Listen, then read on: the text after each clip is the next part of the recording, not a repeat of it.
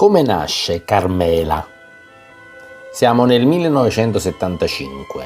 Sergio Bruni, grande cantautore, chitarrista e compositore, e Salvatore Palomba, grande poeta, sono amici, sono due grandi amici.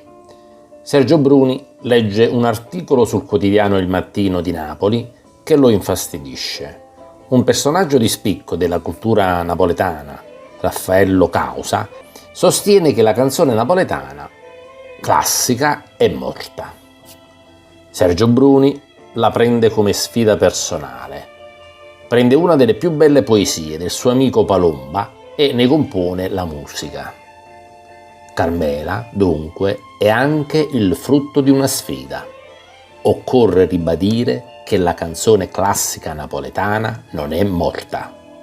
Carmela diventa un classico, anche se pubblicata nel 1976. Adesso cercherò di interpretarla, successivamente spiegherò brevemente il significato del testo.